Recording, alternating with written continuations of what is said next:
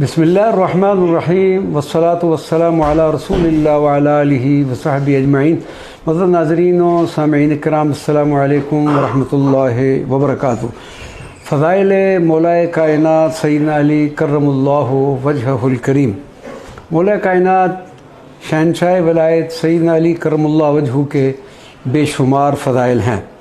حضرت ابن عباس رضی اللہ تعالیٰ عنہ سے روایت ہے کہ رسول اللہ صلی اللہ علیہ وسلم نے ارشاد فرمایا کہ تمام درخت قلم بن جائیں، سمندر سیاہی بن جائے، جنات حساب کرنے بیٹھ جائیں اور تمام انسان لکھنا شروع کر دیں تو تب بھی سیدنا علی رضی اللہ تعالیٰ عنہ کے فضائل کا شمار نہیں کر سکتے۔ رازدان نبوت سیدنا علی کرم اللہ وجہہ کا حضور پرنور صلی اللہ علیہ وسلم سے انتہائی قریبی خاندانی تعلق، تربیت در آغوش نبوت، رسول اللہ صلی اللہ علیہ وسلم کے امین و رازدار، دروازہ علم و حکمت، قلندروں کے امام اور فقر و درویشی میں اپنی مثال آپ تھے۔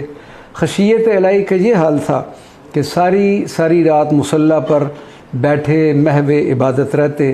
تقوی اور پرہیزگاری کا یہ عالم تھا کہ خلیفہ ثالث امیر المؤمنین سیدنا عثمان غنی رضی اللہ تعالیٰ عنہ کی شہادت کے بعد شہر مدینہ منورہ میں بکنے والا غلہ آپ استعمال نہ فرماتے تھے کہ کہیں اس میں حضرت عثمان غنی رضی اللہ تعالیٰ عنہ کے گھر سے لوٹا ہوا غلہ شامل نہ کیا گیا ہو۔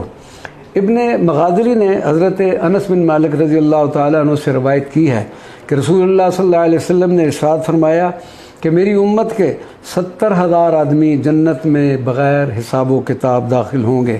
پھر سیدنا علی کرم اللہ وجہہ کی طرف متوجہ ہوئے اور فرمایا کہ یہ وہ لوگ ہیں جنہوں نے جہاد کیا اور ان میں حضرت امام علی رضی اللہ تعالی عنہ ہیں۔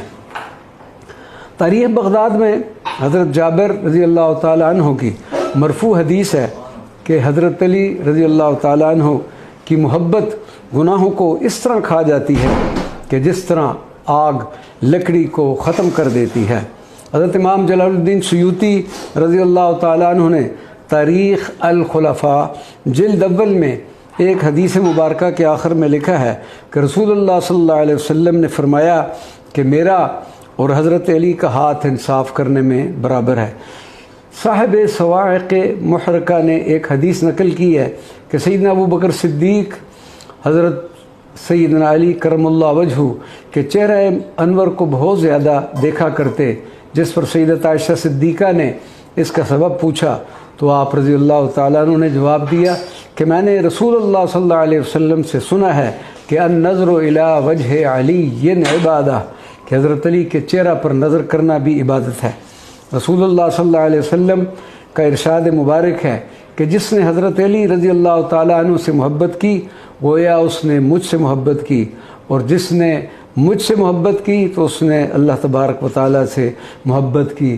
گر مہر علی و آل بطولت نبوت امید شفاعت ز رسولت نبوت، اگر حضرت علی اور آل بطول کی محبت تیرے دل میں نہیں تو پھر رسول اللہ صلی اللہ علیہ وسلم سے شفاعت کی کوئی امید نہ رکھ۔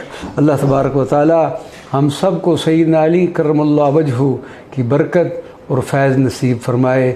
وما علینا الا البلاغ المبین۔